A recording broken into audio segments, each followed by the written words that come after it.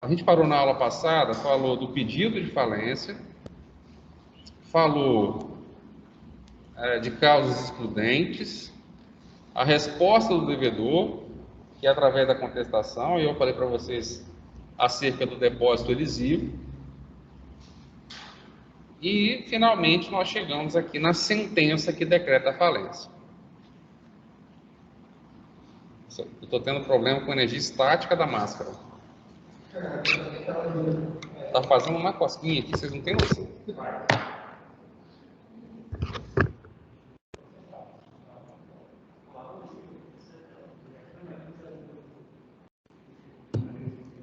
Porque assim, se você começar olha só, está puxando todos os pelos da cara.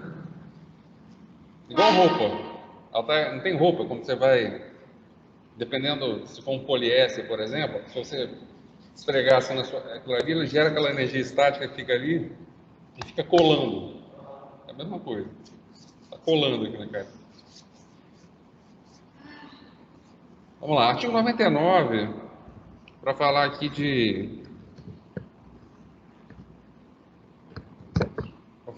de sentença. Eu já falei para vocês que esse termo sentença na falência é um termo bastante duvidoso, porque é sentença no intuito de dizer que tem uma decisão judicial, mas eles eram para ter chamado de decisão judicial, porque a decisão que acaba deferindo o pedido de falência é uma decisão que, na prática, por exemplo, em grau de recurso, é atacado por agravo, não é atacado por apelação. Você vai utilizar o recurso de apelação na sentença de falência quando o sujeito, o juiz, no caso, ele denegar o pedido. Denegou o pedido de falência, cabe, no caso, a apelação, porque aí vai extinguir o processo de vez. A sentença decreta falência, ela não extingue o processo de falência. Pelo contrário, ela tem um andamento. E é fácil de entender o porquê, né? Porque você tem ali uma ação, igual eu falei na aula passada, ela é muito semelhante a falência é uma ação ali de execução. Ela é uma ação executiva. A diferença é que ela é uma ação executiva concursal. E essa ação executiva concursal, que tem uma contestação, que eu disse para vocês que era mais correto falar que seriam os embargos à execução na prática, mas seria mais correto ainda chamar de impugnação, porque você faz nos mesmos autos, então você não precisa fazer igual nos embargos de execução, você faz uma ação paralela, né? Não precisa. Você faz uma espécie de impugnação, que é a contestação. Então aí você chega da contestação, você vai direto para a sentença. O procedimento falimentar, ele não especifica o que acontece no meio do caminho. Por exemplo, o artigo 98 fala de contestação, mas ele não dá a noção exata da noção de contraditório, por exemplo, além da própria contestação em si. Então ele não fala de provas, ele não fala de audiência de conciliação, ele não fala nada, ele é simplesmente omisso, omitir essa parte. O que leva a gente a crer que realmente é petição inicial, contestação e sentença. E se justifica isso, esse raciocínio, pela celeridade. O procedimento falimentar tem que ser muito rápido. Você não pode ficar enrolando o procedimento de falência, senão os bens que estão ali perecem. Não tem jeito, né? Então, o artigo 99 ele tem diversas funções. Eu falei na aula anterior que a gente tem microprocedimentos dentro da falência. São vários procedimentos com início, meio e fim. E a primeira fase, né, o primeiro procedimento, ou microprocedimento, ele vai desse trecho da petição inicial até a decretação. E aí, quando você tem a decretação de falência, você tem uma série de portas que são abertas. Da sentença de falência, gente, é sério, tá demais. Realmente demais. Ele vai falando, ele vai... porque ele vai... Ele coça o nariz da gente. É horrível. Então, assim, a sentença de falência, ela abre outras portas. Ela vai gerar uma abertura de portas no sentido de arrecadação de bens do devedor. Então, a gente vai ter efeitos na sentença. A gente vai ter efeitos sobre os bens do devedor, a pessoa do devedor, com dois efeitos paralelos. Você tem um efeito em cima dos credores, e aí você tem um processo também, um microprocedimento em cima dos credores, para formar o quadro geral. E aí, na sequência, você tem um procedimento de alienação de bens. Então, note que são vários pequenos procedimentos que você faz até o final da falência. A gente pode contabilizar pelo menos 5 procedimentos à parte. Tudo isso a cargo de um sujeito que nós vamos dar o nome de administrador judicial, que é um cargo que dá uma grana, tá? O administrador judicial, ele ganha 1% sobre o valor que está em discussão. Por exemplo, se for falência, 1% do valor discutido na falência. Se for recuperação judicial, é 1% do valor que está ali a ser recuperado. E quando você pega, por exemplo, essas grandes companhias que pedem recuperação judicial, vamos pegar o exemplo da Oi. A Oi tem recuperação judicial. E os ativos da Oi, quando você vai falar de qualquer companhia aberta, você está lidando com valores astronômicos. Com valores, assim, inimagináveis. Então, as causas falimentares, efetivamente, lidam com valores muito altos em via de regra. E aí, quando você trabalha com isso, obviamente você também ganha. E é difícil, tá? Para você procurar um administrador judicial, por exemplo, no Espírito Santo, você tem que ir lá na Bahia. Lá no Rio, lá em São Paulo.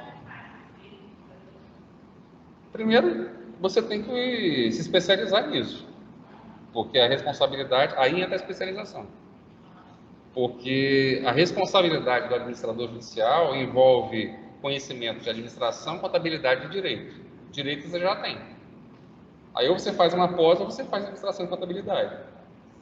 Às vezes você pode fazer uma pós em administração e contabilidade, a parte de finanças, né? Essas pós, esses mestrados profissionalizantes, essas coisas assim, te habilitam. Então você precisa primeiro se habilitar. E aí depois se apresentar ao mercado. E aí é network. Porque, por exemplo, um dono do supermercado em Aracruz pediu recuperação judicial. E aí o advogado precisa indicar o administrador. Quem você vai chamar? O que o juiz vai chamar? Não é que ele indica, mas o juiz vai saber, né? Porque o administrador vai ser um auxiliar do juiz. É tipo um perito. Quem indica é o juiz. Mas é lógico que, né, igual eu falei, network. De uma hora vai chegar no seu nome. Se você estiver ali naquele cenário para poder ser administrador. Não pode ter, porque não é do Estado. Ele é auxiliar. Então, pode ter um ou não tem muitos. Não tem muitos. Né? Não tem muitos. Então, assim, a decretação de falência abre essas portas. E aí, no texto do artigo 99, deixa eu só ver se meu áudio está aberto aqui, eu acho que está, né? Tá. O texto do artigo 99, ele acaba trazendo para a gente alguns efeitos imediatos que já irão estar contidos na própria sentença. Por exemplo, vai conter a síntese do pedido, né, e as questões de identificação do sujeito, que vai estar aqui no inciso 1, fixará o termo legal da falência sem retrotraí-lo por mais de 90 dias. Então, um dos efeitos da falência é atacar os negócios jurídicos que foram celebrados até 90 dias antes, especialmente os negócios jurídicos que foram pagos. As obrigações que foram cumpridas nos últimos 90 dias antes da interposição do pedido de falência. Então, não é que você vai contar da decretação da falência 90 dias antes. Você vai contar da data em que foi interposta a petição. Interpôs o pedido de falência, você vai ter você vai poder marcar 90 dias antes para poder atacar eventuais credores. O que isso significa? Significa que eventuais negócios jurídicos que tenham sido pagos pelo credor, exemplo, pagamento de dividendos pagamento de dividendos aos acionistas, remessa de dinheiro para fora do país, esvaziamento patrimonial, tudo isso no prazo, você pega o que foi realizado no prazo de 90 dias e você vai desfazer. Desfazer. Você vai atacar.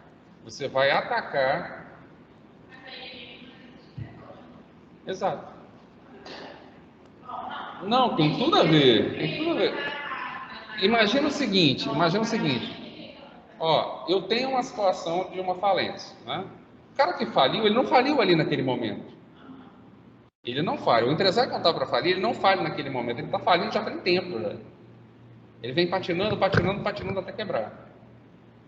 Quando o texto legal estabelece esse prazo de 90 dias para trás, a partir do pedido, ele visa respeitar o princípio da universalidade.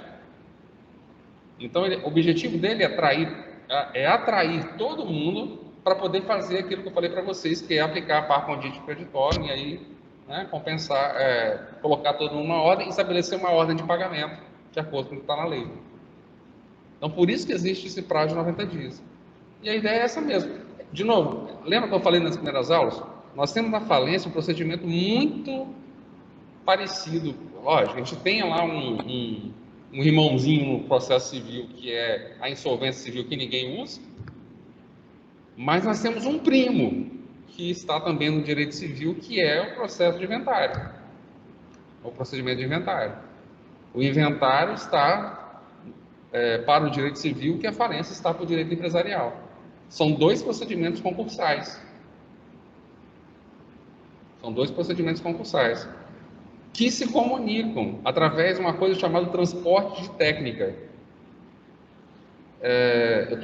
A gente está elaborando um texto lá em Vitória, eu e o Rodrigo Mazei, exatamente por conta disso, porque ele fala sobre sucessões e eu falo de falência. E a gente tem um texto que ele está elaborando, está em fase final de escrita, exatamente para mostrar como é que é essa comunicação da sucessão, do procedimento de inventário com o procedimento de falência. E a gente tem todo um paralelo que a gente consegue traçar. Existe uma moda que vai pegar agora, que é do transporte de técnica. Transporte de técnica processual. No transporte de técnica processual, você normalmente vai utilizar, por exemplo, o Código de Processo Civil como técnica supletiva às normas que você utiliza de forma especial, como é o caso da própria falência, como é o caso do processo de trabalho. Só que quando você permite o transporte de técnica para um lado, você também permite a inversão. Na medida que aquela técnica não está previamente estabelecida ali, de maneira a você não perder a possibilidade de utilizar aquela ferramenta, utilizar uma solução legal que já existe no ordenamento, de forma muito semelhante a uma analogia, você acaba, para não perder, você utiliza. Então, você tem situações, por exemplo, lá do inventário, que pode fazer uso da falência, e tem situações da falência que pode fazer uso do inventário. Numa comunicação clara, num transporte de técnica claro entre eles. Outro efeito seria ordenar ao falido que apresente no máximo prazo de 5 dias, né, relação nominal de credores. Então, note que há uma necessidade de se apresentar a relação dos credores. E por que isso? Ele apresenta a relação de credor para poder atingir esses credores, fazer com que esse credor tenha conhecimento. Esse credor já vai ser contemplado ali dentro. Mas a gente vai ver que esses efeitos da falência, atingindo todo mundo, muitas vezes aquilo se publica por edital. E você só vai ter conhecimento de que o teu devedor está falido quando aquele devedor quando você tentar atingir esse devedor através de ação judicial, a citação vai bater lá no estabelecimento, lá no ponto sujeito, e aquilo será automaticamente redirecionado para o administrador judicial. E o administrador judicial vai prestar informação em juízo falando que, está falido. E se você quiser, você habilita o teu crédito. E se demorar muito, você não habilita nada. Você vai receber. Explicitará o prazo para habilitação de crédito. Isso aí a gente vai ver no artigo 7º. É um dos microprocedimentos que a gente tem. De novo, isso aqui é uma portinha, tá? Esse texto todinho aqui, ó. Esses dois, talvez, né? Eles têm uma ligação muito grande. O 3 e o 4 têm uma ligação bem grande com o microprocedimento que a gente chama de habilitação de crédito, formação do quadro geral de credores.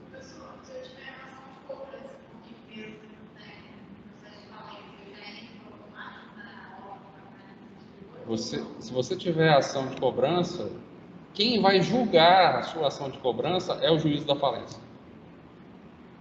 Não é nem uma questão de habilitar, é uma questão de o processo automático. O juízo, que você, por exemplo, um juízo do juizado especial, o juízo da vara civil.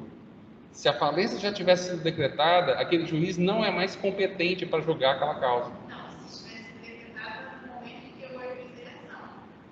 Mas em curso do processo. Ele perde a competência. Ele vai perder a competência. Uma das grandes questões que a gente poderia discutir, em termos de competência, seria a análise, por exemplo, trabalhista. A gente vai ver que o juízo trabalhista ele continua na fase de conhecimento, ele não perde a competência na fase de conhecimento, mas ele perde a competência para executar. E uma das questões também difíceis envolve o direito do consumidor. Porque a gente sabe que o foro de julgamento do consumidor é o domicílio do próprio consumidor. Mas que com a questão envolvendo a falência, a lei falimentar ela é mais forte do que o Código de Defesa do Consumidor.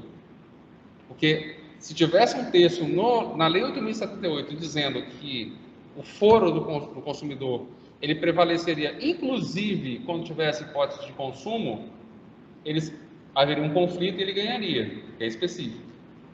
Ela é especial para isso.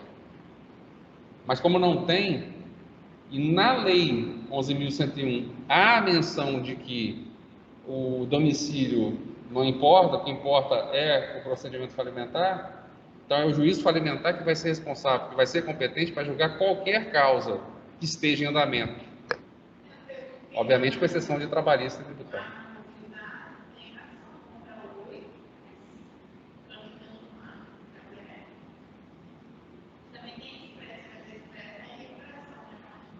Não sei.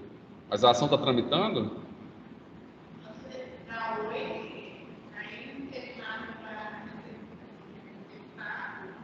Mas, de novo, a ação contra a Oi está em recuperação judicial.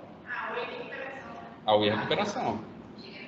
Não, a Oi é recuperação. Então, assim, como é recuperação, o crédito é incerto ainda. E alguns têm essa discussão, né? Se o juízo da recuperação se assemelharia ao juízo da falência. Porque muitos falam que o juízo da recuperação ele também tem universalidade, também atrai para si a competência. Acho que isso é polêmico, né? Muitas vezes não se aplica. Né? Se for falência, não tem jeito. Se falir, estão julgando a tolho. Está perdendo seu tempo, porque o juiz é incompetente. Ordenará a suspensão de todas as ações ou execuções contra o falido, ressalvadas as hipóteses, parágrafo 1º e 2º do artigo 6º. A gente vai passar o artigo 6º. O artigo 6º, ele, na verdade, ele traz alguns efeitos também importantes que a gente precisa falar sobre eles, por isso que a gente vai ver o artigo específico na sequência. Tá? Mas isso é importante, ó. De cara, vocês já sabem que quando você tiver a decretação da falência, ó, aquilo que eu falei da competência, todas as ações serão suspensas. Todas as ações serão suspensas, ressalvadas, e aí você tem ações, de novo, já pode gravar isso, ações trabalhistas na fase de conhecimento, né? A fase de conhecimento trabalhista continua, o que não vai continuar é a fase de cumprimento de sentença. O cumprimento de sentença para porque o trabalhista ele tem que se adequar, tem que habilitar crédito. E o crédito fiscal. O crédito fiscal não se subordina à falência. Ele não se subordina à falência. Então, ele continua, né, aquilo que eu falei na anterior, ele continua. Se receber primeiro o bem, se não receber, até o instante que houver o pagamento na ordem dos créditos que a gente vai apresentar, ele vai entrar na ordem dos créditos sem precisar fazer esforço. Na verdade, o administrador judicial, na hora de organizar os pagamentos, vai determinar, opa, agora é a via do fisco, deposita lá. Tá? É assim que funciona. Proibirá a prática de qualquer ato de disposição ou oneração de bens do falido. Isso aqui é importante e duvidoso, porque você fica pensando assim, tá bom, faliu. Eu posso vender os bens do devedor? Bom, que bens a gente está falando aqui? A gente está falando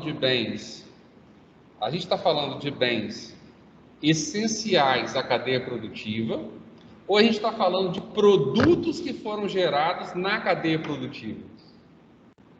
Porque se a gente estiver falando de bens, aí não tem jeito, é o bem do cara mesmo, está lá, né? Aí tudo bem, se aplica o inciso 6. Mas se a gente estiver falando de bens produzidos na cadeia produtiva, aí eu estou falando de cumprimento de contrato bilateral. Ó, se eu produzo um bem e eu tenho um destinatário para esse bem, um dos efeitos da sentença é a análise se esse contrato tem que ser cumprido ou não. Por que isso? Porque se eu fabrico um veículo e eu vendo, esse veículo está pronto. É bom ou ruim que aquela indústria que faliu entregue esse carro? Ah, é bom porque o sujeito vai deixar o dinheiro lá dentro. É bom porque o dinheiro, olha, teve um lucro aqui nessa operação. Ele entrega o bem e recebe o dinheiro. Ele tem mais dinheiro do que o bem deprecia. O bem, você entrega o carro já está valendo 25% menos. Né? Então, a ideia, quer dizer, você entrega o carro, está valendo 25% menos antes da pandemia. E agora, eu estava olhando, eu comprei um carro em março. E aí, antes de fechar tudo, antes de chegar, eu lembro que eu estava até hoje na sala de aula aqui, e eu falando na turma, não sei se era a turma de vocês, não era, acho que era a turma de vocês. E eu falei assim, ó, a Europa está toda fechada, a turma está aqui fazendo carnaval. Eu lembro até hoje falando. Todo mundo brincando com o assunto, o troço vai chegar aqui. Quando chegou aqui, aí fechou tudo. Eu só queria ter me escutado naquele momento para falar o seguinte: pega e vende todas as ações, para esperar um mêsinho só.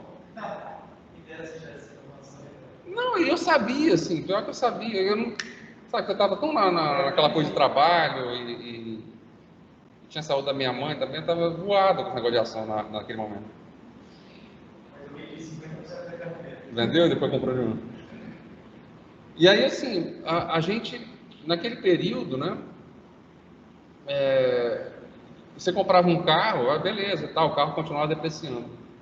Mas eu estou com uma situação bastante engraçada comigo, porque eu comprei um carro, o preço da tabela FIP dele está baixando ele em quase 20%, a tabela FIP, só que o preço de mercado dele, o preço de mercado do carro, subiu 25%. Ou melhor, subiu, foi mais ou menos essa faixa, 20%, para 25%. Subiu, porque o preço do aço subiu.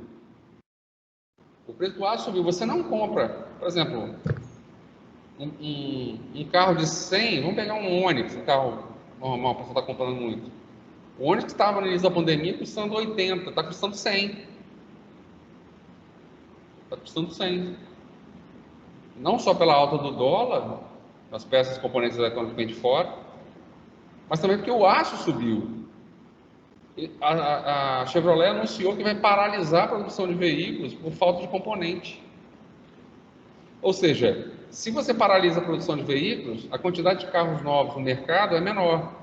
E se existem menos carros novos, a tendência é que o preço desses carros suba em razão da procura. Você vai procurar o carro não vai ter, o preço vai subir. E aí, como você não vai encontrar o carro novo, você vai procurar o carro usado semi-novo. E aí o preço do semi-novo vai subir. E aí um dos dilemas meus agora, eu de brincadeira anunciei. Eu comprei o carro, eu botei para vender e anunciei a venda. Porque se eu conseguir o preço, estou conseguindo. Olha que coisa insana. Num carro usado com 1 ano de uso, eu vou conseguir mais dinheiro do que quando eu comprei. Aí o que eu vou fazer? Vou fazer mais dinheiro com um carro. Aí, sei lá, invisto em ações, pego um carro bem velhinho para esperar o preço baixar. Porque está insano isso. A coisa está insana. O país está de cabeça para baixo.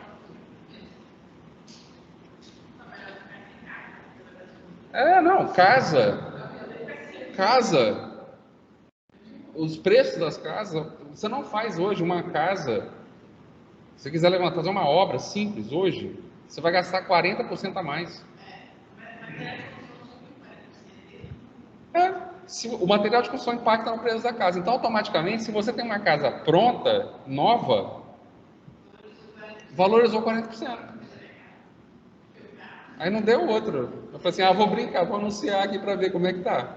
Eu acabei de comprar a casa que eu estou morando. Peraí, como assim? Né? É porque assim, se você vender, automaticamente também você vai para outro lugar, vai ter que pagar mais caro. Aí não adianta. Mas o país ele precisa tomar um choque para baixar a bolinha, né? Oi? Não, isso tudo é reflexo de burrice. Mas ué. Porque assim, se você analisar direitinho, tinha que ter fechado tudo? Tinha. No mês, até quando tinha que ter fechado tudo? Tinha que ter fechado tudo quando faltou máscara.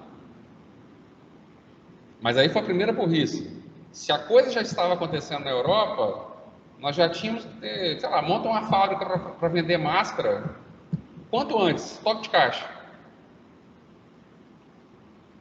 A coisa começou na China lá, vamos começar a produzir máscara aqui.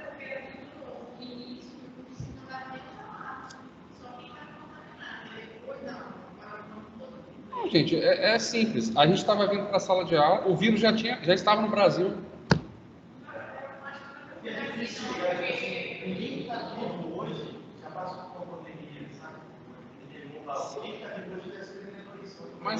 Mas Ministério da Saúde, Secretaria de Saúde, eles não têm um plano de contingência em caso de pandemia? Tudo bem, qual a chance disso acontecer? É uma a cada 100 anos. Sabe, mas nós tivemos H1N1 há 10 anos atrás. Aquilo já foi um sinal que tinha coisa ruim acontecendo. E o país, acho assim, vou culpar só o presidente atual? Não. Há 10 anos atrás, o presidente da época falou exatamente a mesma coisa, falou que era uma gripezinha. E muita gente morreu de H1N1. Talvez até mais, a gente não sabe. E continua morrendo de H1N1 até hoje. Pneumonia, uma das doenças que mais matam no país. E não é de agora. Tem muita gente morrendo, porque é Covid. Tá, tem a Covid, mas só morre de pneumonia. Pneumonia, de infecção. Aquilo generaliza dentro de você e acabou. Se for tua hora, você vai. Você vai parar o país. Não, beleza, parou 2 semanas até fabricar máscara. Aí depois das máscaras prontas, não saia de casa. Aqueles atores da Globo lá falam, não pode sair de casa e tal. São os mesmos que estão indo para a praia agora. É aquela Fernanda Paes Leme, né? A gente sabia que a temporada você começa ia ficar 2, 3 anos fechado, não tem condições. Vamos ficar todo mundo em casa? É o que eu falei assim, eu moro em casa, tranquilo, se tiver todo mundo, ninguém pode sair de casa. Beleza, eu tenho quintal, tenho piscina, tenho tudo. Agora, imagina aquele sujeito que mora num apartamento, com aquele kitnetzinho, com 3 filhos, 40 metros quadrados, numa cidade poluída, que você não consegue respirar direito. O cara não consegue nem descer o elevador. Os prédios, eu acho absurdo, os prédios não tem área na piscina, está fechada. Minha irmã mesmo está morando no apartamento lá em Vila Velha. Tudo fechado, não pode haver nada. Aí você desce para ir na padaria que é do lado. A padaria, o pessoal vai lá, pega o prato, serve comida lá dentro, tira a máscara, come sem máscara. No boteco da frente está assim, todo mundo sem máscara. Tá comendo, né? Churrasquinho, espetinho na esquina. É pagode, é isso e aquilo. A praia lotada, todo mundo sem máscara. Então, assim, vai adiantar falar, porcaria nenhuma, fica em casa, gente, não vai aguentar. Só que, assim, onde está o erro? E aí, falar assim do erro. O erro por quê? De novo, nós já tivemos tempo para comprar a porcaria da vacina. Não pensa, não compra. Ah, porque ninguém vende. Ah, não dá, né? Aí, assim, eu estava brincando na outra sala. Eu tenho amigos que são, até por conta da UFS lá, eu costumo lidar com gente que é pessoalista, de PSOL, é radical, esquerda radical. Não, amigo não. Não dá para ser amigo, né? Não dá para ser amigo. Aí você tem os petistas iludidos, que esse também é um sujeito que você tem que estudar direito, o cara, que é um fenômeno, que ele acredita em Lula até hoje. Hoje você tem os bolsonaristas, que são figuras também que idolatram o Bolsonaro, assim, tudo bem, a gente torce, o cara é o presidente, você torce para o cara fazer a coisa direito, mas o cara não se emenda, pô, ele só fala besteira não vou conceder, olha, esse auxílio emergencial, isso não é uma aposentadoria, tá, mas toma.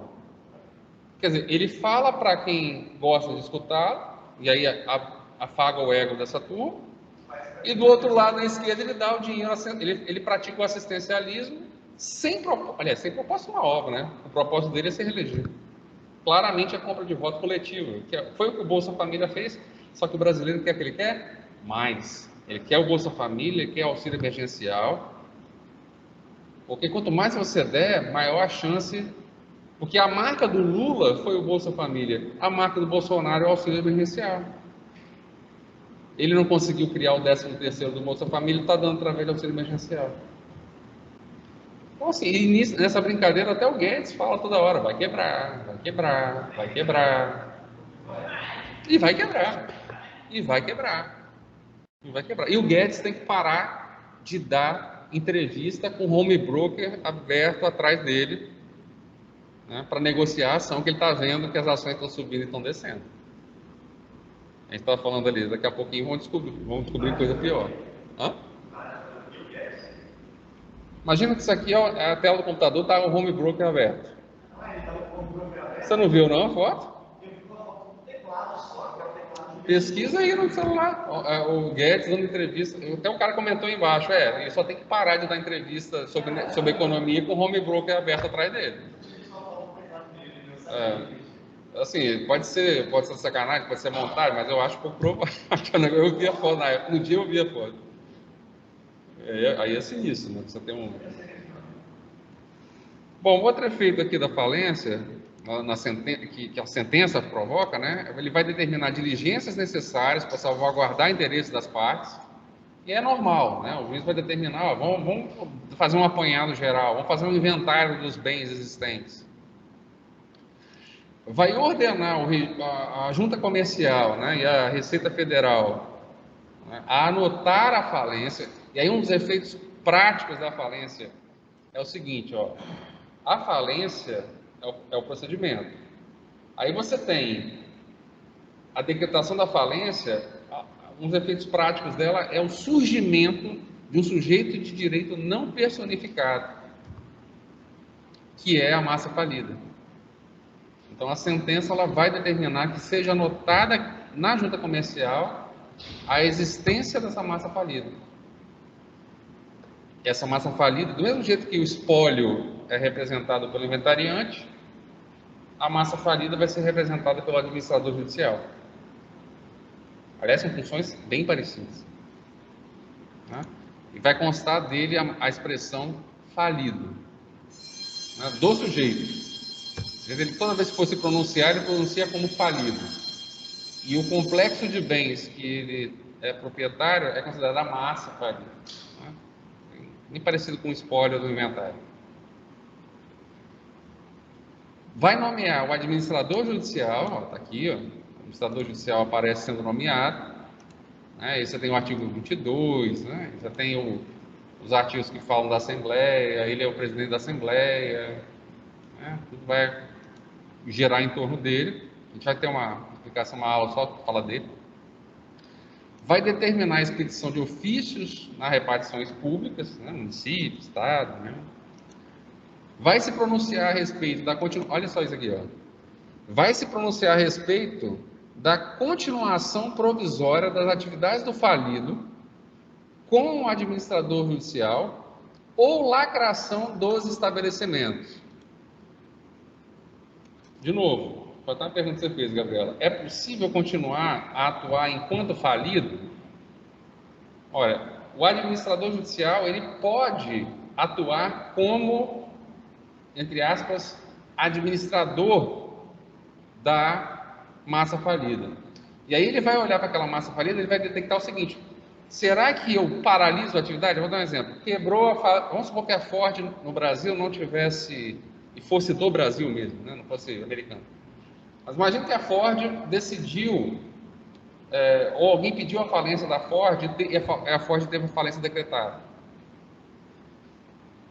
Nessa circunstância, a Ford tem uma série de análises a serem realizadas. Por exemplo, se valeria a pena continuar com as vendas dos carros. Porque o que é melhor para os consumidores? O que é melhor para os credores?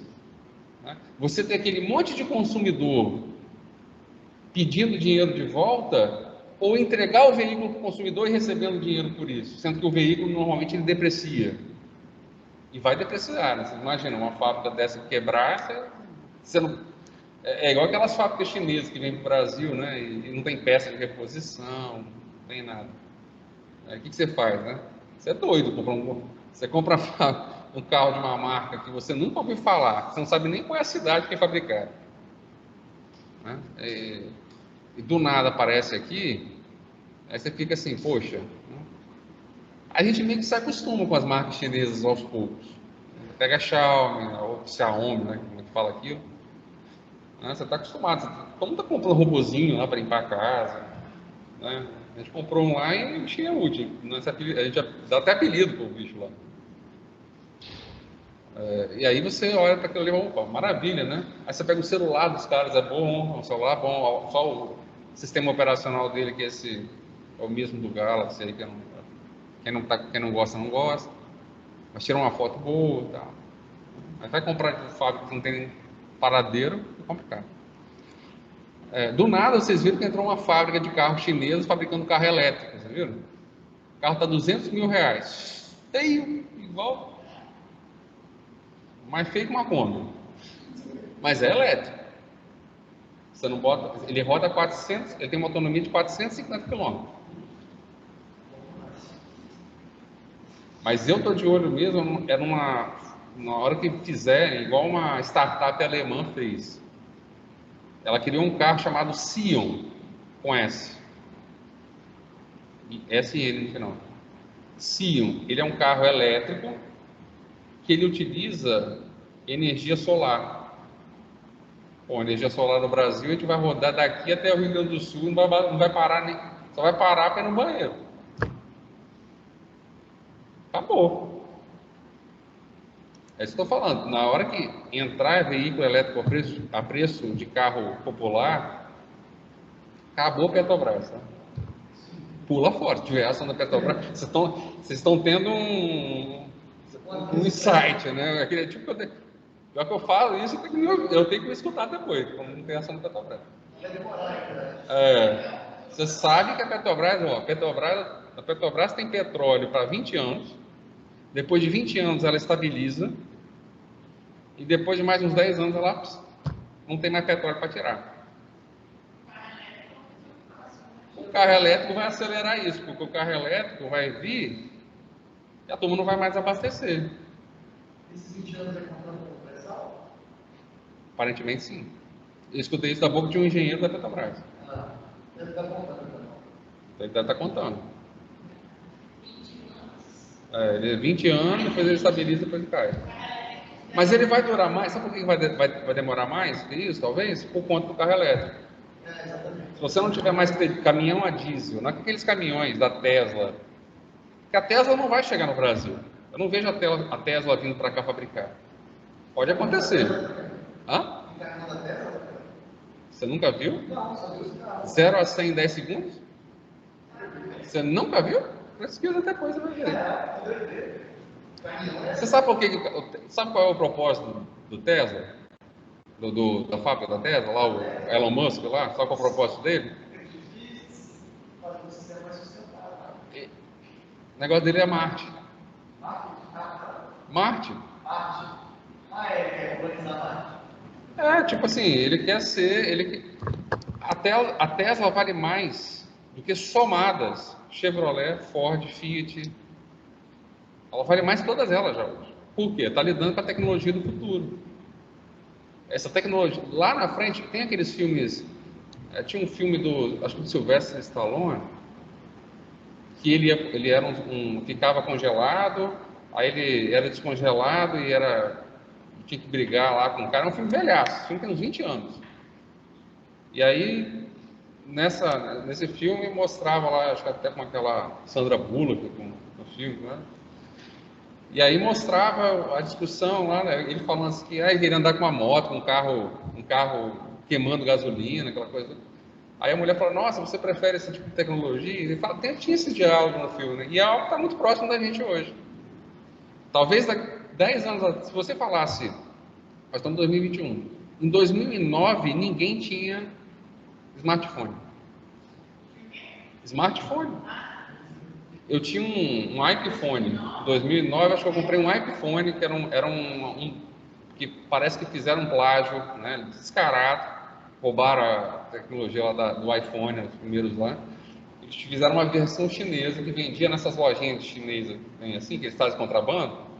Tinha uma loja de chinês na Avenida Paulista. Meu irmão foi morar lá em São Paulo já desde 2007. E ele morava em São Paulo mesmo, na verdade era Osasco, mas era divisa. E aí tinha uma lojinha lá de chinês, e ele comprou um celularzinho, era um iPhonezinho, dessas Xing-Ling, só que ele vendia o pequenininho e vendia o grande, é tipo a mesma coisa, né, que vende o normal e vende o Plus, desse tamanho aqui. E eu lembro que eu tinha comprado, o meu demorou um ano, tá? Eu tinha uma Motorola tem 3 anos. Eu acho que nessa época era BlackBerry, não, 2009. Oi? Nessa época eu Motorola BlackBerry, não. Não entendi. BlackBerry, Tinha o BlackBerry, mas esse era chinês e já era um touch, já era um smartphone. Só que assim, a internet não funcionava na época, não tinha internet, não tinha 3G, era 2G, sei lá. Não tinha aplicativo, você tinha internet, você tinha aplicativo, você não tinha, só tinha aquela coisa, você tinha um negócio, você tinha que digitar o e-mail lá, fazer abertura como estivesse abrindo no computador, né? Então assim, a coisa foi desenrolar, é o que eu estava olhando pelas fotos, eu fui procurar as fotos da minha mãe, né, para o falecimento dela, de 2010 para cá, a partir de quando eu comecei a comprar, né, iPhones, coisas assim, eu comecei a ter foto. Dali para trás, eu não tenho foto da minha infância, não tenho foto de adolescente, não tenho foto, nada. O que eu tenho de foto é coisa de escola, aquela coisa assim, aquela foto dos alunos, ou então uma foto com... Olha como o mundo mudou assim, né? E eu imagino que daqui a 10 anos, a Europa não vai estar mais utilizando carro a gasolina. Carro a gasolina. A Europa já tem leis que proíbem a utilização de combustível. Na Madrid, por exemplo, você não entra mais na cidade lá. Eu estive lá em janeiro. Você não entra mais na cidade com carro, dependendo da idade do carro, não entra mais. E as leis restritivas já existem na Europa toda. Então, por exemplo, o AP, que saiu de linha aqui, vai continuar existindo. Já tem na Europa a versão dele elétrica. Então, são vários carros. O 580, aquele carro da Fiat, que acho que nem vende mais aqui também, continua na Itália lá sendo vendido elétrico. A questão toda é a autonomia, que o Brasil é um país muito maior do que essa ideia europeia, né? Você vai na Europa, qualquer cidadezinha na Europa é tudo muito reduzido, você não tem lugar para estacionar, então você vê.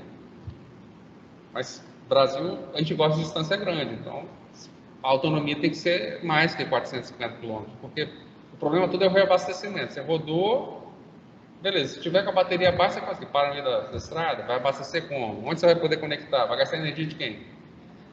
Né? Por isso que a nossa tecnologia para engatar aqui mesmo o carro elétrico tem que ser com painel solar. Ou carros, bicho. Hã? Não, é fantástico. Procura aí agora no celular o CIO. Vocês vão ver. Eu acho aqui, ó, já joga até na tela. Né? Ó. Veículo CIO.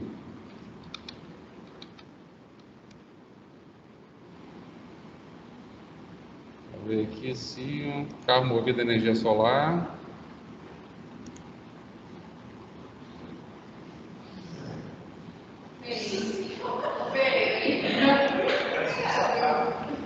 Olha, mas é um feio que eu teria sorrindo.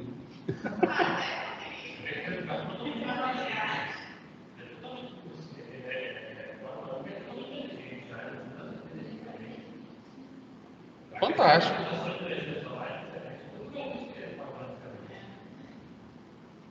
O nome é engraçado, é Sono Motors.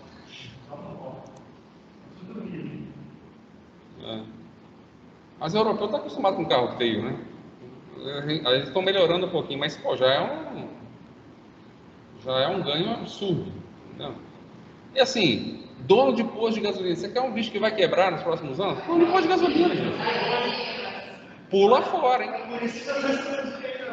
Pula fora de gasolina, porque vai quebrar. A não ser que você diversifique, tá? Tipo assim, transforma o seu posto de gasolina num restaurante.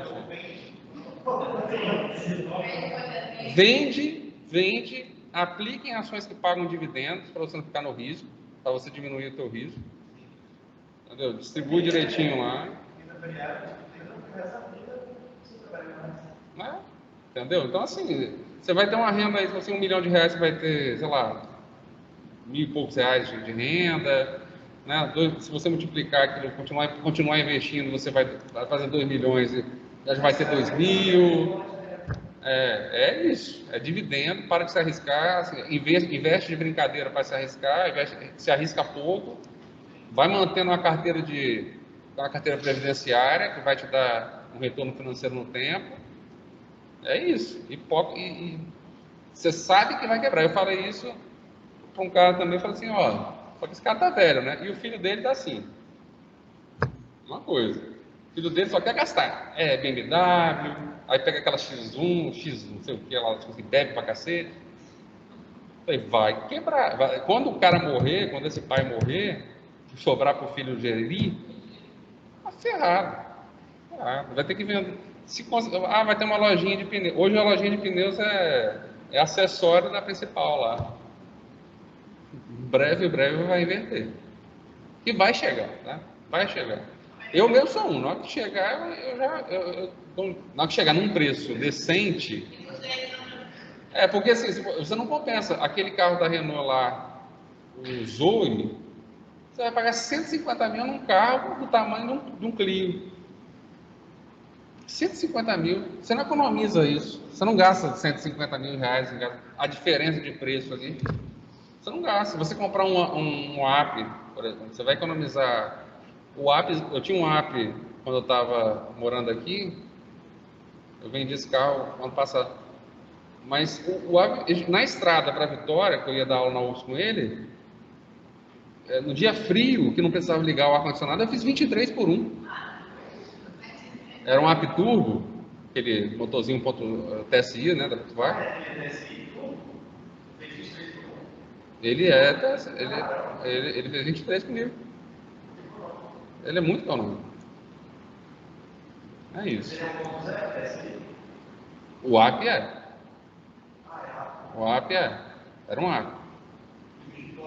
Mas eu tô com. E corre. O meu atual é uma T-Cross, mas a T-Cross é 1.4. Comigo ela não faz não. Com o Carol dirigindo, eu chego a bater 18. Meu pé ela chegou a fazer 18 na estrada.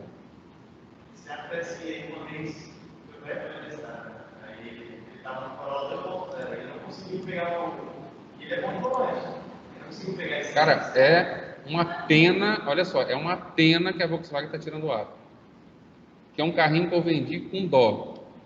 Além de econômico, ele tem um centro de gravidade que você entra na curva e não sente. O carro não faz nem um jeitinho de assim, esse carro vai tombar. Gente, ele é nota 5 de segurança.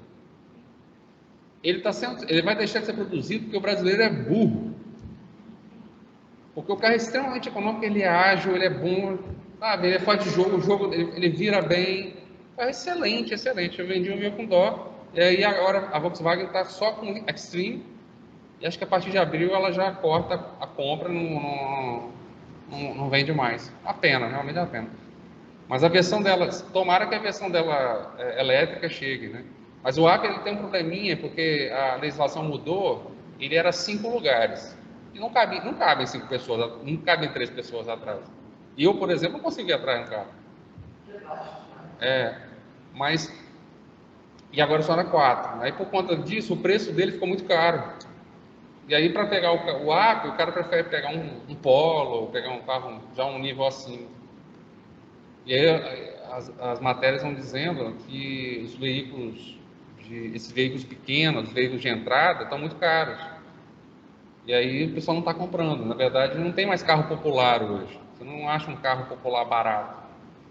Porque é um carro caro de produzir, e aí não compensa fazer. Né? O carro barato de produzir no Brasil é um carro sem airbag, sem segurança, sem pneu, sem nada, que o cara não tem. Então, assim, só para a gente fechar, olha, ele determina a convocação da Assembleia Geral para a constituição do Comitê de Credores, que é um órgão fiscalizador.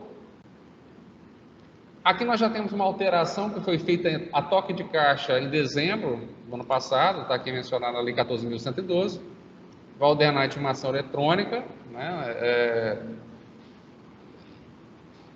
respeitar as prerrogativas funcionais do Ministério Público e das fazendas públicas federais e dos estados e dos municípios.